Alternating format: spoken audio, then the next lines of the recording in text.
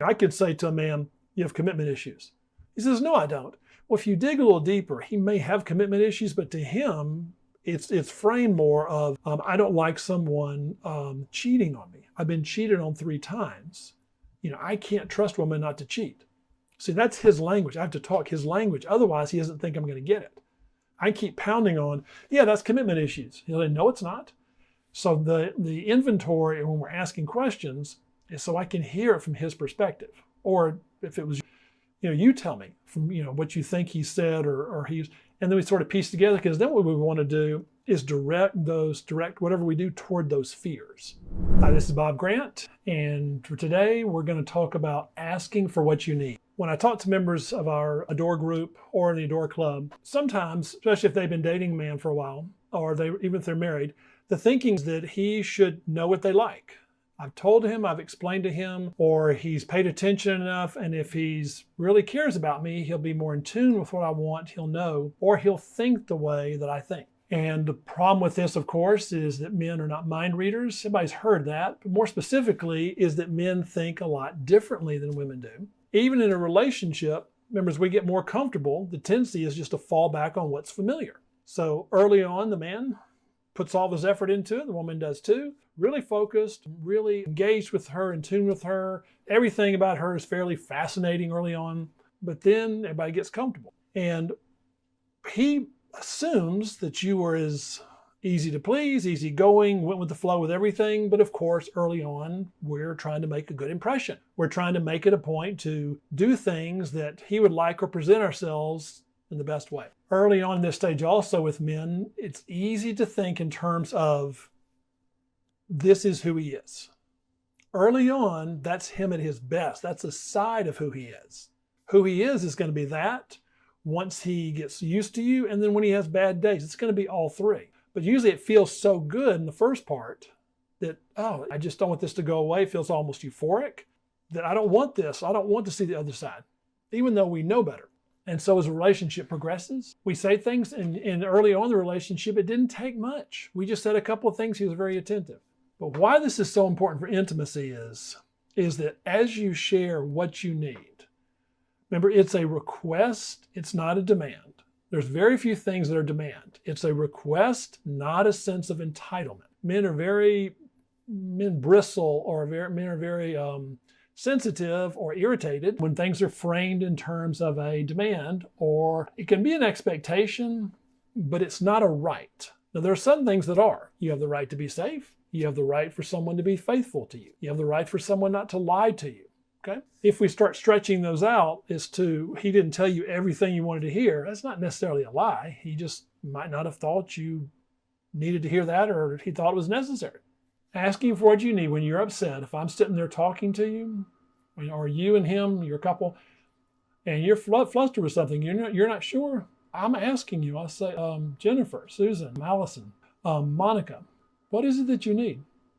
I just wish he was a better person to do it. Okay, but right now, what do you need? Right now, what is it he can do? What is it he can do for you right now? What gesture, what can he do? Because sometimes what we need, or what we say we need, isn't what we need. But see, it's vulnerable to ask for what you need. And it also requires for you to be in touch with what's going on inside. In our emotions class now, one of the things the ladies, they're just starting now to get into it, is starting to pay attention to how they feel. And it's unsettling for some of them. They've just gotten used to just pinching off feelings. And I want these feelings, happy, joy. I don't know what to do with anger or sadness, because I'm afraid those will take over. But your feelings are one of the best indicators of what you need. And sometimes you have to wait for them.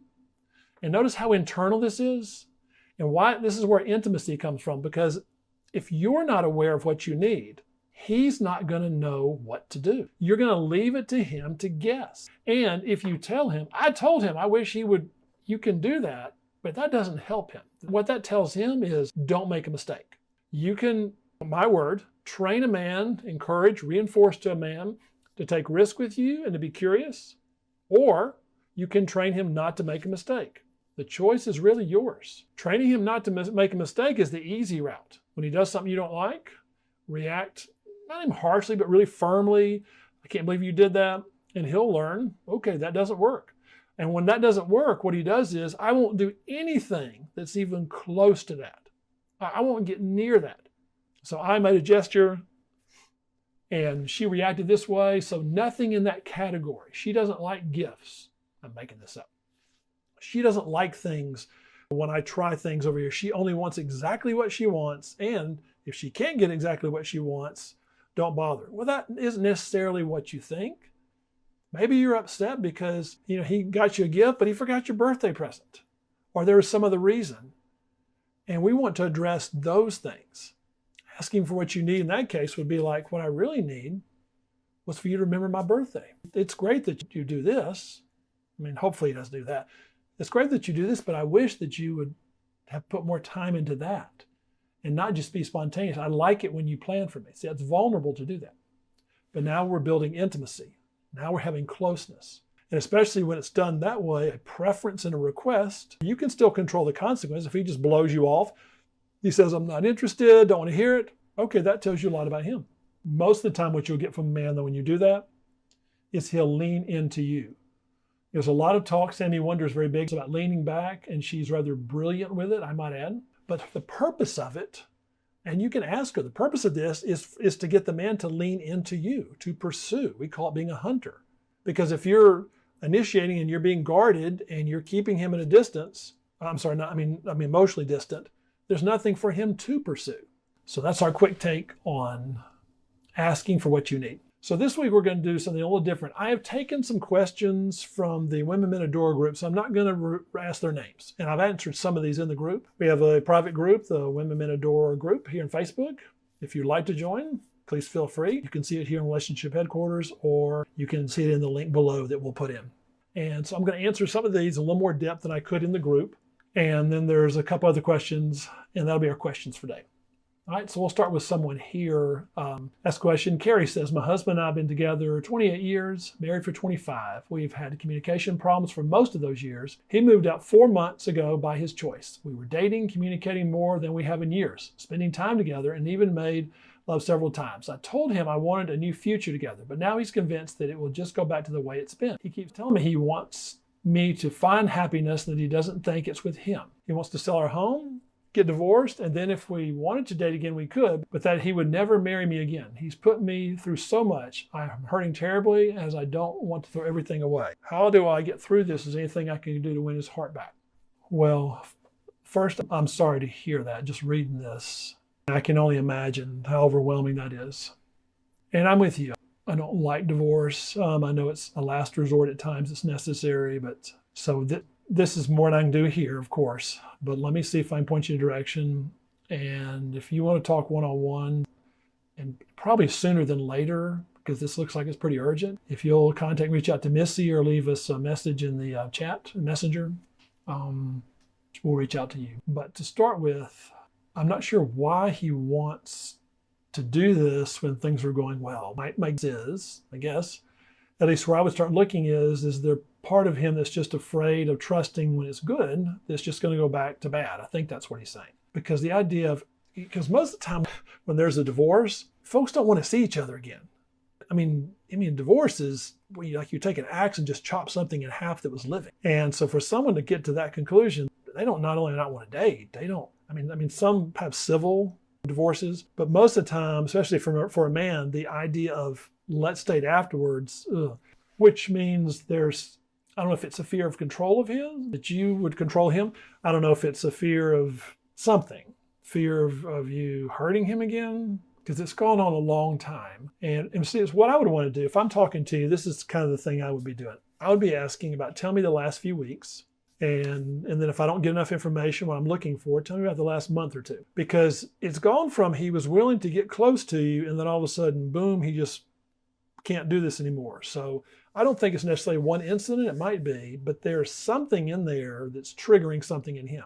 And what I'm after is being able to find out, it's not so much the trigger like you raising your voice, but it's the fear inside of him. And what we want to do is be able to figure out what his language is. I could say to a man, you have commitment issues. He says, no, I don't. Well, if you dig a little deeper, he may have commitment issues, but to him, it's framed more of, I don't like someone cheating on me. I've been cheated on 3 times. I can't trust women not to cheat. See, that's his language. I have to talk his language. Otherwise, he doesn't think I'm going to get it. I keep pounding on, yeah, that's commitment issues. He'll say, no, it's not. So the inventory when we're asking questions is so I can hear it from his perspective. Or if it was, you tell me from, what you think he said or he's, and then we sort of piece together, because then what we want to do is direct whatever we do toward those fears. It's not so much about why he shouldn't get a divorce, unless that's necessary, we can do that one. But it's more of what's the fears and what can we do to not necessarily promise him it won't happen again, but I like the idea of talking directly to the fear as opposed to just the global kind of stuff of divorce, what's going to do to you, what's going to be financially, emotionally. He's probably factored those in. So I'd love to help you. Love helping to save a marriage. But just let me know, okay? Then someone from our group says, well, no name. I have a man that I'm attracted to. He let me know several times he wants a date. When he asked me a few weeks ago if I was free on Monday, I said yes. He didn't firm up plans. I don't know what to do. I'm giving him the opportunity to step up. Is there anything else I can do? So is there something else there's probably a lot of stuff you can do. You could call and follow up. I just wouldn't recommend it, because if he asks you, do you have plans? And you say yes. You say no. He doesn't follow up. I'm not sure what's going on with him. It's a little strange, obviously. And I know sometimes there's misunderstandings where someone says something, but most of the time when a man's in pursuit, he makes sure he understands clearly. If there's any doubt, he'll double up, or he'll make sure, and like you said, he'll give specific times. I'll pick you up at 7, or I'll meet you someplace, whatever the plan is. So he let me know several times he wants a date. So I think probably what I would do, if it's several times, I'm assuming he's going to do it again. I'm assuming. What I would do would be say, when he does that, you would say, what's the offer? It sounds kind of formal, I realize, and he may be taken aback by that. But the problem with this hinting stuff is it drives women crazy, because it's a nothing burger. It's nothing. It would be, again, I've used this example a lot. I want to buy your house. And someone says, great, I love your house. Wonderful. Can't wait to buy your house. That's all I do is talk about it, but never make an offer. So I like the idea of cutting to the chase. Again, when someone's done this repeatedly, and it's as simple as just, what's your offer? And then just smile and say nothing. And I would sit with that and let that be your answer. When he starts saying he wants a date, I would go back to that. Because, well, in fairness to you, what is a woman supposed to do without a specific offer? Okay, someone else from the group, it says, the man I've been seeing and practicing everything with at Bod Help Me told me today that he wants to be friends and start seeing other people to see if a more perfect fit for him is out there. What do I do now? So part of the reason I'm doing these questions from the group is I hear these type questions often. So I've heard this, some version of this a number of times. What to do? The short answer is, the easy answer is to say next. That's the easy answer, and find somebody else. But if this is who you got your heart set on, and you still want to give it a chance, I would simply say, okay, because we can't stop him from doing it. And then the trick with this afterwards is to stay busy and be doing stuff. And because at some point when he comes back around, he's going to expect you to be there waiting. Don't be there waiting. You can answer the phone call. You can respond to the text. But I want him to see that there's competition for you. Even if there's not a lot of competition, even if your heart's still set on him, don't be so accessible. Because remember, a woman being taken for granted is my worst fear. That's the worst of all. I'd rather him be mad at you than take you for granted. And does he have apprehensions? I'm sure he does. Does he have issues? We all do. I'm sure he does have some. But I just want to be friends and start seeing other people. Let me translate this. This is what she said. Start seeing other people, see if a more perfect fit for him is out there. So here's my translation. I want to see if there's other people to see if I can find a better offer. That's what he said. And I don't like that. If he doesn't want to date her, that's fine. If he doesn't want to date you, no big deal. But I'm going to look for a better offer? That's kind of crummy. And granted, I don't know the context. I wasn't there, the exact words. But I like to have that mindset of just, oh, you want to shop around? Okay. But then the idea is I wouldn't make it easy for him to come back. You can respond and he might act like everything's fine and come back and say, I didn't find anyone, you're the one. That's not a good offer. I didn't find anybody better. That's a terrible line. No guy would use that on a woman. Couldn't find anybody better here at the party or anyone better here at the bar, so you're my date. Awful, right? I used to hope that sounds awful. So I would do that.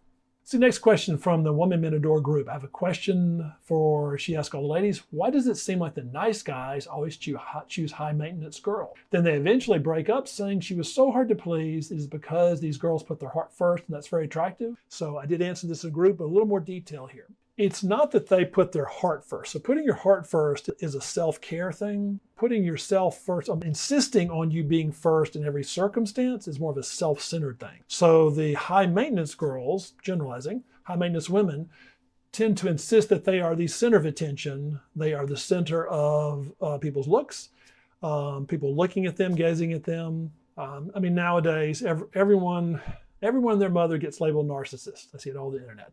So I'm hesitant to say they're narcissistic, but do they have some of that? And why do men find that appealing? Because, depending on the guy, in general, this is how childhood issues work. My therapist background is, if I don't feel good about myself, or if I feel some doubts, I want someone that I don't think I can get, that I think's out of my league. And it isn't just a pretty thing, but if she's snobbish or she's distant, well, that makes her more of a challenge. More of a challenge is more appealing. In addition to that, I'm also afraid of someone getting close. So therefore, I'm even more attracted to someone more distant, more harder to overcome their resistance, more harder to win them over. So part of it's a setup also, and that even if they do work out, once those women become vulnerable at all, either I'm just high maintenance, that's a broad thing, but even if someone's like that, either they become more high maintenance, more demanding, whatever, and that's, can't do this, or they start to soften up, which means the man can get closer to her. Oof, don't want that either. See, that's scary too, because we're all injured. But if I don't think I'm worth something, or if I doubt my own ability, and you like me, then what does that say about you? If I don't think I'm that great, or if I think I'm weak or something, and then you find me appealing, see, a lot of times when a man starts to doubt for no reason, that's what's going on. And the bonding stage is at stage 3. That's the disillusionment stage. So that's generally why they do it. And it's not that you're right. It's not that the women put their heart first. They just insist on everyone putting them first. Putting your heart first is more like you putting your physical health first. You have to put your physical health first ahead of everybody else, or you can't do anything. You might sacrifice yourself for a child, but if you can't walk to take people groceries. You can't do stuff with it. So most of us are pretty good with this with our physical health. If I'm hungry, I'm not going to be good at work. I need to make sure that need is met first. That's what putting your heart first is. And that is so that you have a surplus to give from. And if your surplus starts to go down, then we want to attend to our own needs before we start taking care of other people. Sometimes the tendency is, if I grew up codependent, is when in doubt, I'm going to take care of other people. That makes me feel good. The problem is I run a deficit doing that. And then eventually I crash. And if I crash, I'm susceptible to addictive things, drugs, alcohol, sex, shopping, go to the list. So long answer to your question, actually to your question in the group. This is another one from the group. What about when a guy wants to be with you? He's decided that you're the one, yet he's not changing. It doesn't seem to be working on changing in his heart. He says he'll work on it.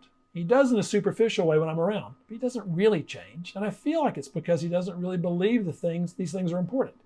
He just knows they're important to me. So let me pause right there. I feel it's because he doesn't really believe these things are important. He just knows they're important to me. That is enough of a reason. Ladies, the goal is not to convince a man why something should be important to him. That's the problem with explaining. Explain to him why he needs to clean his room up. Explain to him why he needs to dress a certain way. Waste of time. Unless he's begging you for the answer. It's just your opinion, your conviction versus his. This is a grown man. He's got his own beliefs with it.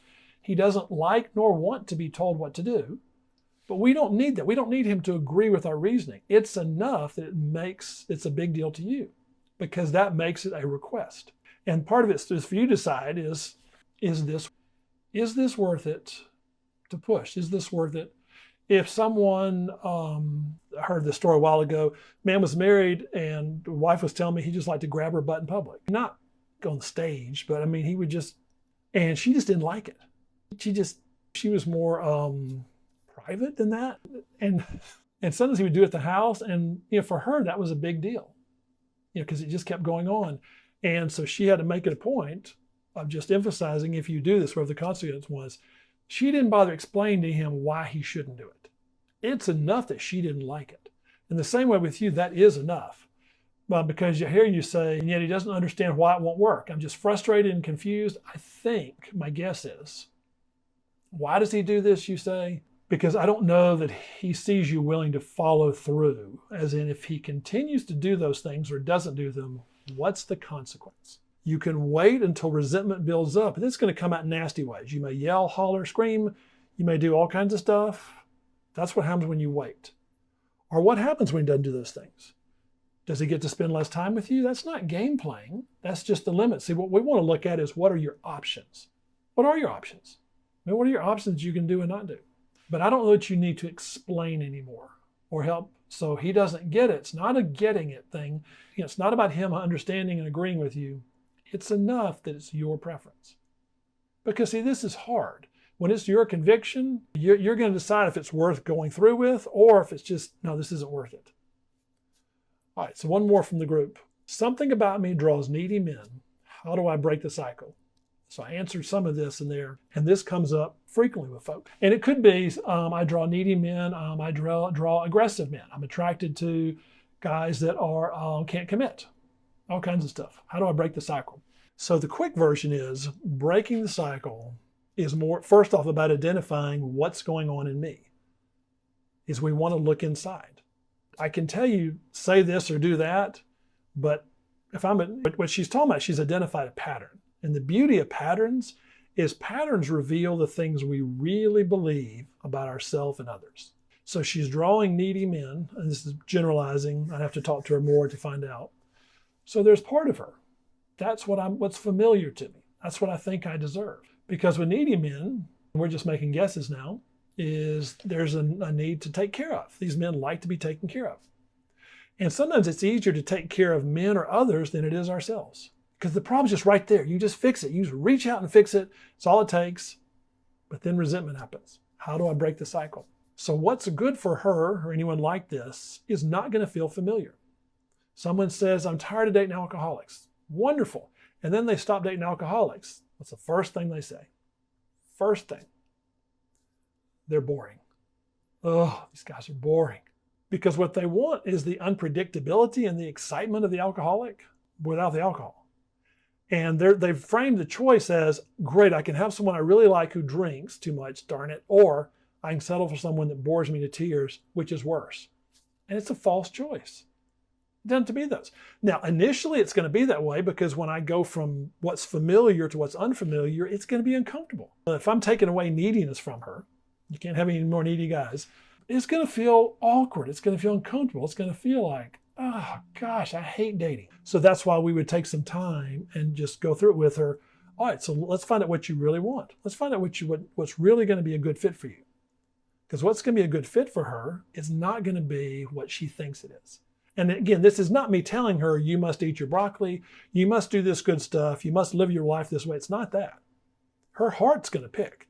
And that's why sometimes it takes a while to ask some questions and do a little digging. Because once we know what's a good fit for her, then we let that be our guide, not the momentary feelings. Because those momentary feelings or impulses are a false guide. I love chemistry. I just don't trust instant chemistry. It happens. It really is like, going in the stock market or doing an investment and just meeting someone and liking him and giving him all your money. That works out sometimes, but it is so rare. Most of the time when people do that, they never see their money again. But folks do this in relationships all the time. They make one of the biggest decisions they can make based on a really intense feeling. And I'm not saying we don't need that, but I just want that and more. That and a time frame with it. A chance to see, is who he is lining up with what I'm feeling. I don't mean you whip out a questionnaire, because we're not going to be able to shortchange this or cheat it. This is something that actually takes some time to do to see, is he kind like he acts like he's doing? Is he patient? Well, I need time to find that out. Is this something that he says he's easygoing? Time will show you that. But I don't want to waste time. The irony is, by going after men that are familiar and really intense, you'll stay with them weeks and months, most likely have your heart broken, have to start over again. To me, that's wasting time. Wasting time is doing the same stuff over and over again. See, it's not just the definition of insanity. That's the popular one. Doing the same thing over and over again is also the biggest waste of time. I'd rather you experiment, or let me help you experiment with doing something different, but at least we have a reason for it, as opposed to just randomly dating different men. So how do you break the cycle? Identify what's going on inside of you that's causing this, and then speak to that directly, and then we make it a point to find out what it is you really like, and then we date accordingly, or interview men accordingly. All right, so let's go back to our questions for people here. It's Justin again. You answered a couple of my questions before. Thank you. Your help is most appreciated. You are most welcome. Read a couple of your books. Thank you. And I'm working to implement my changes. My live-in partner and father of our 9-month-old daughter have been acting off, and I caught him sexting an acquaintance of his 6 weeks ago. I remember this. At least I remember you. I left for 2 days. He's been better, hasn't found any more evidence of other women. He was very affectionate for 2 weeks.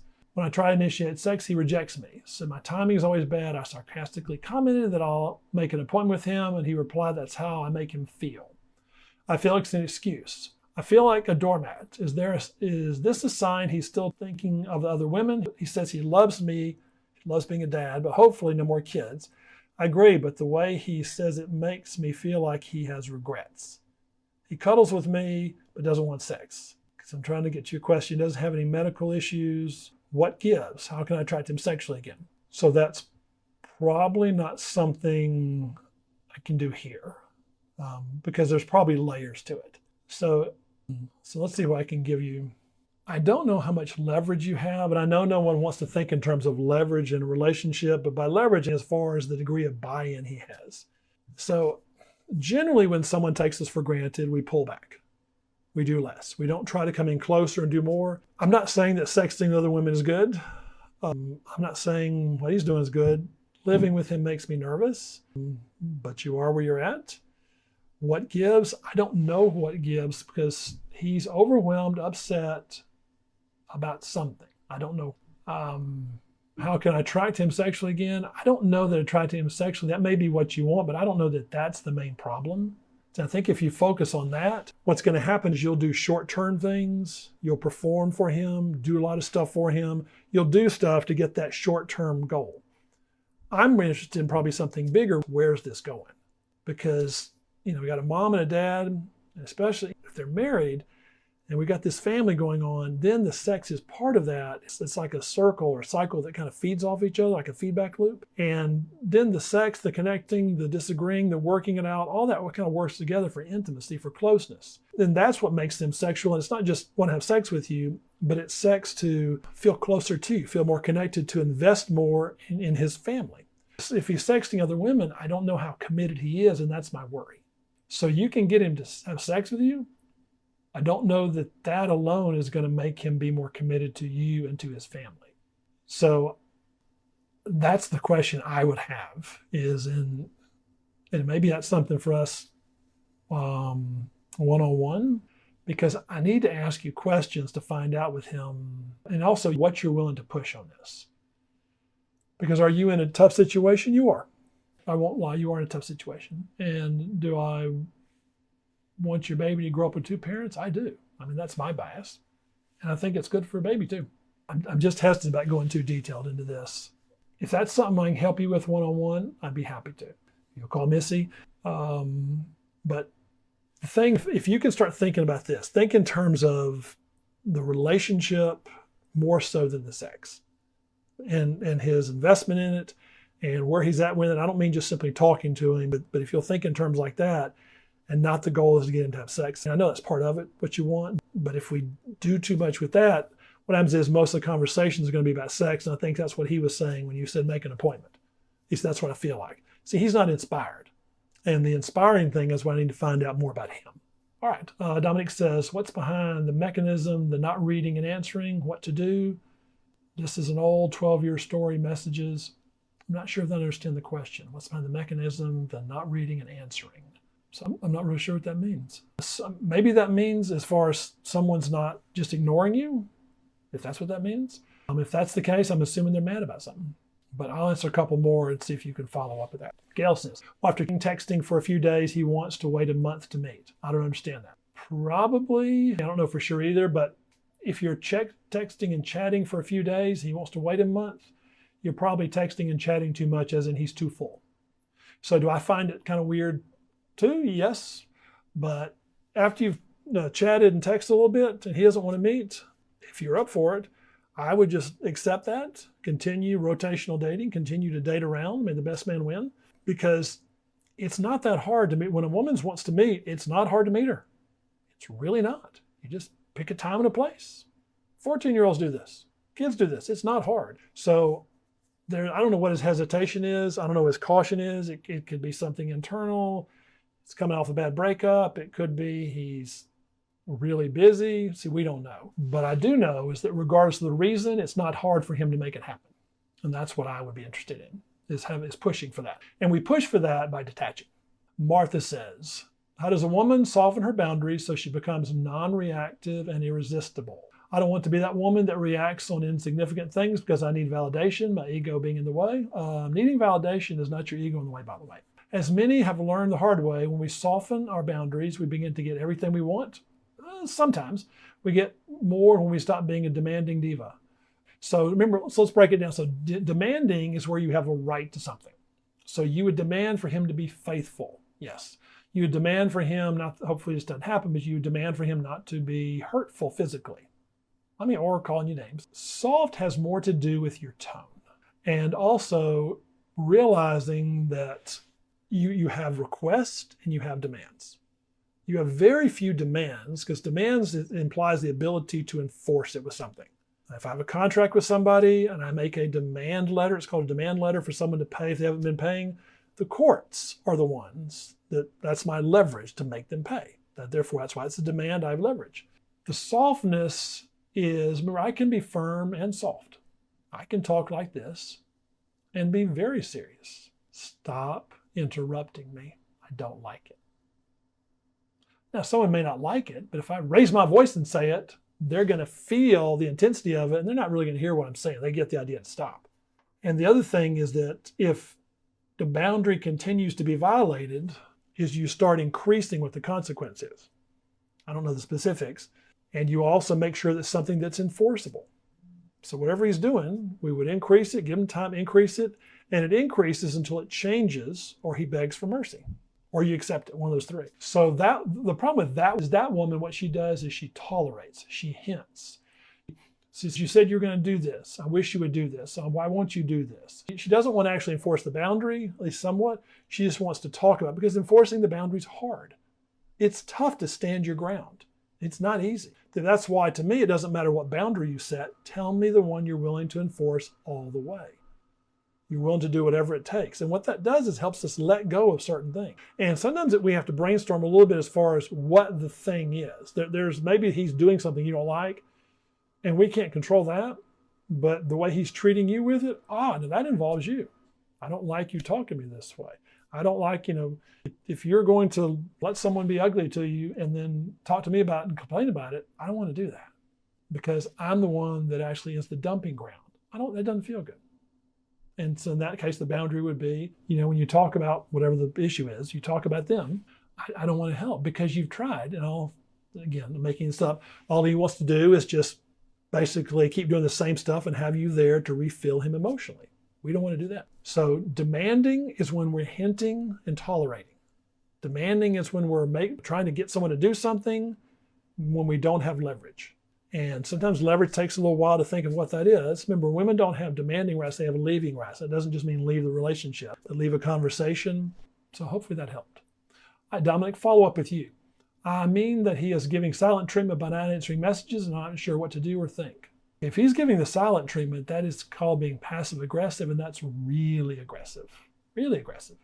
So I don't know from his end what you've done. There's something he's upset about, maybe, or I don't know if it's his first, second date. If he's not answering messages, you could call and just say, what's up? But what to think? Either he's mad or doesn't care. I don't have any joy when I say this. If it's mad, I would call. If you think he's mad about something, I would call and simply say, what's going on? Not detective. Why won't you answer my messages? Why don't we don't get into detective the reasons. You just cut right to the heart of it. What's wrong? Nothing's wrong. You haven't answered my messages. What's wrong? No. Details over here, excuses over here. All those don't matter. What's wrong? And you stick with it until he actually gives you the core thing that's bothering him. All right, everyone, thanks for joining me again. I will look forward to seeing you next week. And if you want to join us in the Women Mentor group, we'd love to have you. We have some of the most wonderful women there that are taking risks and that are experiencing something new, and they are extremely supportive of each other. I am most fortunate to have them in our group. So everyone take care. I'll talk to you next week.